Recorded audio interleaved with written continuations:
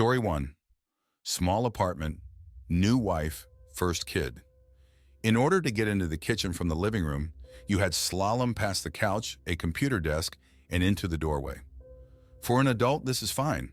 For a child who was just learning to run in a computer desk that was at the perfect, make sure your kid eats crayons and can only count to spaghetti height, it was a nightmare. I was tired, positioned on one end of the couch and trying to watch TV.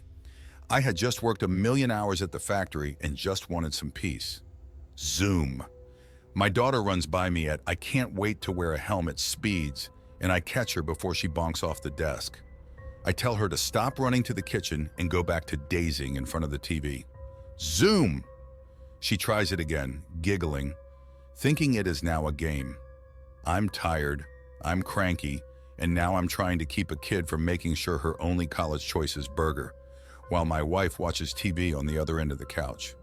I turn her around, yell at her more sternly, and repeat this game about 3 more times.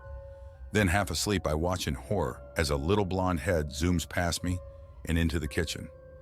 I lose my shit. I jump up, yelling, and stomp into the kitchen just in time to see the cupboard under the sink close. "What in the hell are you doing?" I yell. What in the hell was that?" My wife asked behind me, wide-eyed and pale, my young daughter mostly asleep in her arms. We never ever looked and moved soon after. Story 2, I'm going to give some context before telling what happened to me and my best friend. This happened in Mexico about 15 years ago. Disclaimer. I'm not a native English speaker. I used to live in a gated community where big politicians, very rich people, and a few narcos lived in. I mean houses that go over the 2 million USD in Mexico. As you can imagine, security in this place was through the roof. Every person that came to meet you had to register its ID, and they would search your car too. They would call your house to know if you wanted them to come through, or you could just send them away before they even came near your house. Security guards have big guns and rifles, and their entrance is bulletproof. Every evening, the guards would patrol and check every house that was in construction to make sure that no worker stayed behind. No house cleaning ladies, unless they actually lived in your house. No one after 6 p.m., only residents. That being said, my best friend and I used to walk all over the place at night to chill out, so our parents wouldn't overhear our conversations. Teenage drama. One night as we were walking along a sidewalk, I saw a man dressed in typical Mexican garments, white linen pants and a serape, looking from the entrance of a house to an open window in the second floor. I remember because he was very focused and I am nosy and wanted to know what he was looking at. I honestly didn't think this was weird. It was almost midnight and this man was just outside a house. As we walked near him, I said goodnight to him, but he didn't reply. My friend, seeing this, stomped his feet, as to call his attention, and echoed my goodnight. Man, did I ever wished he had kept his mouth shut. The man who up to this moment had kept his face away from him turned around, and that was when we realized this was no man. His eyes were black on the whites. Sclera and a deep red colored iris. The same as a person who has been punched in the eyes but without the trauma to the skin. We suddenly felt as if we were going to be dragged down to hell. To say we ran and prayed all the way back to my house is a bit of an understatement. There was no way that this was a man. The clothes don't match the time. The security guards wouldn't have left him stay until midnight. The eyes were filled with fury and dark red and black, and the feeling it was all wrong. So wrong. Story 3. So I was walking to a friend's house around 11 p.m. It's pitch black except for the occasional street light. I live in a pretty rural town, so things are kind of spread apart. I was halfway there when I walked by this insurance office. The alarms inside were going, whoa, whoa, whoa, whoa, whoa. And there was a parked car running with a driver looking around anxiously. And these 2 big dudes, dressed all in black, were coming out the front door of this office, carrying something massive into the back seat. I made the rookie mistake of letting these guys see me. That is, I stood there like a deer in headlights, watching the whole thing, instead of hiding. And one of them spotted me. "Hey!" one of them shouted. I just straight up booked it down the road as fast as I could. And I didn't look back. I could hear the sound of footsteps behind me, the engine of this car being revved up. The only sound I could hear was my own heartbeat at this point. After about a solid 2-minute all-out sprint. Laugh at me all you want for only running 120 seconds, When you're running for your life, you give it everything you have. This sprint could have qualified me for the 100-meter dash. I finally glanced behind me, and no one was there. I was completely winded, and I felt like I was going to throw up. I stood there trying to catch my breath. I thought I probably shouldn't be standing here on the sidewalk. So I made the wise choice of getting off the main road and ducking behind some shrubs to catch my breath.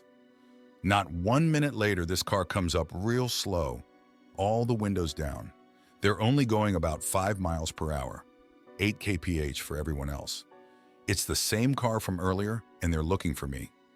I lay down flat on my belly, completely engulfed by the shrubs and the muddy terrain. They finished driving by, but I still wait about 10 minutes before finally getting up and continuing my walk. The rest of the walk was pretty uneventful, but I called the police to let them know about what just happened when I got to my friend's house. He let me stay the night so I wouldn't have to walk back in the darkness. On the way back home the next morning, I walked by the same insurance office, shattered glass everywhere. 3 police cars parked out front, that classic yellow tape for a crime scene that you see in the movies, and some random woman sobbing her eyes out. Story 4, I don't believe in ghosts, but I swear I grew up in a haunted house. It was a 1950s Rambler of all things. We know that the people that built the place had a mentally disabled son who died in the house in his 40s, but he was somewhere around 3rd grade mentally, basically a child. We also know that the house was on the market a long time before my parents bought it. I've been told, but haven't confirmed, that when it finally sold, the family that moved in lived there less than a year and then moved out and put the house on the market for a steal. My parents snapped it up and lived there for close to 30 years. Growing up in the house, it was like the shadows were always moving. Some of them were aggressive, some of them were not, but one shadow showed up time and time again. A shadow of, what seemed to me at the time, a rather large man. He wasn't that tall, maybe 5, 8, but he was thick. I'm a big comic book fan, and he reminded me of a disheveled kingpin. That shadow was a troublemaker. He would stand outside of the bathroom door and lunge at you as you exited. If you were transporting a hot pan from the stove to the sink, or from the oven to the dining room, he would lunge at you like he was going to knock the pan out of your hands. In the yard, he would hide around a mimosa tree and lunge at you while you were mowing the yard. One time, I was so startled I jumped off the riding mower and tripped. The mower had a butt sensor and stopped immediately, thank goodness. After that, I mowed that area with a push mower. He would spook me in the shower and at night when I was trying to sleep. And if I was home alone watching television, the works. In this house, we had a game room that was a nicely converted garage. My sister was scared of that room and wouldn't go in there at night without anyone with her. Strange stuff happened in that room. The lights would turn on for no reason. The television in there would turn on. There were 2 closets in there, both with double bifold doors. The doors would fling open and stuff would hurl out of the closet. The door to the game room was oriented so that you could see from the doorway into the sitting area of the living room, where we mostly watched TV. We usually kept this door completely shut, but sometimes we would hear jiggling on the door. The door would open just a sliver, like someone was watching us in the other room. One time, my sister brought home her boyfriend from college, and he slept on the couch in the living room. He said in the middle of the night he heard the door to the game room open, stuff being moved around in the dark, and the light to the game room come on. He sat up in a panic, just in time to see a chair move and one of the closet doors open on its own, and a couple of piles of sewing fabric get thrown on the floor. My mother has been a lifelong fabric collector. She used to be a pretty good seamstress. The guy was scared half to death, refused to sleep in the house again, and broke up with my sister soon after. We all got an uneasy chuckle out of the whole thing. That was over 15 years ago, probably closer to 20 years now. My sisters and I are grown now with our own kids, and we all live a long way from that house. I barely think about the stuff I saw growing up there. A few years ago, though, my sister was visiting our parents, who only moved out of the house recently with her son and 2 daughters, and her oldest daughter suddenly started.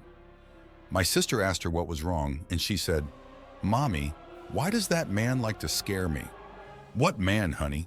"The man who likes to stand outside of the bathroom door." Story 5. A few years ago, I was house sitting, farm sitting, for the family of a friend of mine who is 1 year younger than me. She was moving to college at the north end of the state, and the whole family was going to move her into her new dorm. The family is mom, dad, her, and 5 younger siblings, so this relatively small farm is usually well-staffed. They easily have 10 acres of usable land in southeastern Indiana with horses, a large garden, chickens, goats, rabbits, etc. Oh, and like 4 dogs, one of which is a huge Mastiff mix or something like that.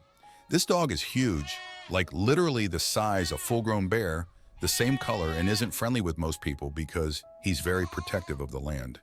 Herein lies part of the reason I was watching their house.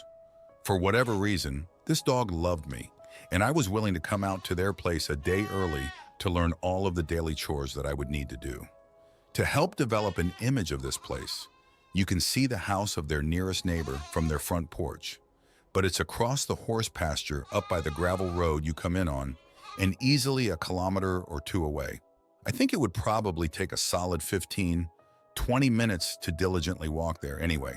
So I spent one night there with them after spending a day learning the do's and do-nots, and that was fine. They left early the next morning, and I got to work, which took about 2 hours on my own. The job was honestly really easy once the daily chores were finished. Pretty much just sit around and relax, accompany the dogs, bring in the mail and whatnot. The first night came quickly, and I'd heard their drive went well, so I spent the evening on the couch watching TV with the dogs. My sleeping arrangements were also in the living room on a futon, so I was half sleepily lounging around, and at some point I must have dozed off. I woke up to the beast of a dog laying his head on my chest at about 3 a.m. in the pitch black, dead of night. My first thought was he needed to go outside, so I got up and put on my shoes. But that's when I noticed he had gone from my side to cowering and whining in the corner of the house opposite the front door. I stood up to check on him and then realized it was really cold, especially for a college-age guy my size wearing pajama pants and a t-shirt in early August. This chill was accompanied by the most eerie feeling of dread that I've probably ever experienced to this day. I found it physically difficult to walk as it felt like time was moving slowly. However, I eventually made it to the dog and pet him a few times to try to calm him down, but he seemed inconsolable. I walked to the thermostat in the hallway, and it read 37F inside, even though the outside temp was easily still in the 70s. I moved towards the front door and peeked outside through a window, but there was a light cloud cover, and it was so dark that I couldn't see anything, so I flipped on the porch light. The light wasn't enough to see very far into the pasture, so I wasn't too concerned that I couldn't see the horses, but I could see much of the driveway area, and right in the midst of it stood a cloaked humanoid figure that seemed completely unfazed by the porch light. I froze. It didn't seem aggressive and wasn't carrying any obvious weapons, but I'm thoroughly convinced after staring at it for 5 or 10 seconds that this thing was not human. The father of my friend is low-key one of those doomsday preppers, but more realistic in that he prepares for things like EMPs, nukes, solar flares, etc. Nonetheless, he has a shit ton of firearms around the house, all thoroughly locked up outside of my use, except one fully loaded 9mm pistol in the master bedroom that he gave me the key for and told me it was for emergencies only. I ran to the room as fast as I could and got the pistol, but by the time I returned to the door, the figure was gone. I saw that the dog was still in the corner, but had stopped whimpering for the time being. I turned on a bunch of lights in the house, still carrying the pistol, and returned to the couch where the dog had moved to while I was walking around. I was still shaking and completely unsure of what to expect next. But then, just as suddenly as everything else happened, the feeling of dread subsided. The dog wagged his tail a couple times and licked my hand, and the thermostat now read a comfortable 72F, even though the heater had never kicked on. I managed to gather my thoughts and lay down again after about 30 minutes of deep breathing. I eventually fell asleep again. I woke up to my alarm at something like 8 a.m. and realized what I had hoped to be a dream couldn't have been because all of the lights were still on and the pistol was sitting on the coffee table with the safety off. I eventually worked up the courage to step outside and start my chores, but couldn't help to investigate the dirt driveway a little. Near the place I thought the thing would have been standing, I found the shape of 2 bare feet with no footprints leading to or from it, and no other marks one would expect in a footprint. That is, toe prints, wrinkles, etc. I have no idea to this day what it was that stood outside the door that night or have any explanation for the entire event. All I know is it spooked me enough that I invited my brother to come spend the subsequent and final night with me, when luckily nothing happened. I never told my friend or her parents because I thought for sure they'd think I was crazy and stop associating with me. Unfortunately, I have sort of lost contact with them now anyway. Maybe I'll reach out to them sometime, but I don't know. Story 6. I lost my mom to cancer a couple of years back. Well, a couple of years after, my brothers and I were visiting my dad in their house over the December holidays. It's a small place, so since there wasn't much sleeping room, I, being the youngest, was to sleep in the lounge area. The front of the apartment was open plan and connected to the kitchen. And in the kitchen, on the fridge, still is, this little Pikachu fridge magnet, which when you press its belly would say Pikachu. It's more than 15 years old, but still working. I was a Pokemon fanatic as a kid. So in the middle of the night, with everyone asleep, this thing starts going off like crazy. At first I thought it's gotta be my brothers playing some stupid trick on me. So I sit up straight and look over to the fridge, which I can see from my mattress. But there's nobody even near it. Get up to go check it out. But as I come close, it stops. I'm still groggy, so I'm like, whatever, and head back to bed. Fall asleep again, and a while after, I'm woken up by the sound again.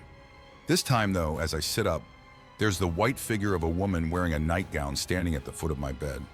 One just like the one my mom had, and an icy cold hanging in the air, like almost burning my face cold. She looks at me and in a confused voice says, "This is my house, right?" Which makes sense because she was very confused during her last couple of months. Her personality deteriorated very fast. I completely froze, but at that moment I hear footsteps from the hallway side and she vanishes. As I'm sitting there trying to process what just happened, my brother walks into the room, turns on the light, and sees me pale as the ghost I just saw. I apparently asked him if him and his wife were trolling me or something, but he actually got up to investigate the sound too. His wife was fast asleep. Now, being the logical guy I am, I did kind of figure out a scientific explanation for what happened. See, my other brother's kids had been over that day too, and they played around with the Pikachu. Also, all this went down in the summer while it was very hot outside during the day, but when the sound started at night, it was cold as all hell. So maybe that Pikachu's belly expanded during the day and then shrunk to a point where some switch inside was making contact. As for Mama, we were spring cleaning that day and put up her favorite curtains that I remembered from when I was a kid. We also decided a couple of her heirlooms. So there's no doubt she was in my mind a lot, and I might have just been very groggy. But you know what? It just doesn't feel like one big coincidence. Story 7. I live in a mountain town in southern Pennsylvania, in an area where most of the houses average about a half-mile apart. When I was younger, I used to walk up the road to my friend's house and walk back home always before the sun set. The road was lined with woods until you got to my house. This one night in the summer, I stayed way later than I normally did. I don't think I started walking home until around 11. There's a little bridge on the road that goes over a small stream. As I was walking across the bridge, I was for sure I heard splashing, like something was running in the water. Scared the shit out of me. It sounded big, so I assumed it was either a bear, a mountain lion, or a hermit living in the woods. I was a stupid, scared 12-year-old, so of course I started running down the road to my house. About halfway down, I saw something huge in the middle of the road and stopped. It was too dark to make out any features. It looked like it was animal. I could kind of make out 4 legs, but I had no idea what it could have been. It stunk though, kind of like rotten meat. I was probably 20 yards away, but I could still smell it. I wasn't sure if it saw me or not, and was about to turn around to go back to my friend's house when the most disturbing sound came from it. The best way I can describe it is like a mix of a cicada screaming and a man coughing. That did it for me. I sprinted back to my friend's house as fast as I could, trying not to throw up from being so terrified. I told her parents what happened. They drove me home, and that was that. I never saw whatever it was again, and nobody I told knew what it was that I saw. My best guess is it was a diseased animal of some sort. Thanks for watching. Don't leave before leaving a like to this video. Also hit the subscribe button to support my work. And as always, have a horrific nightmare, my dear.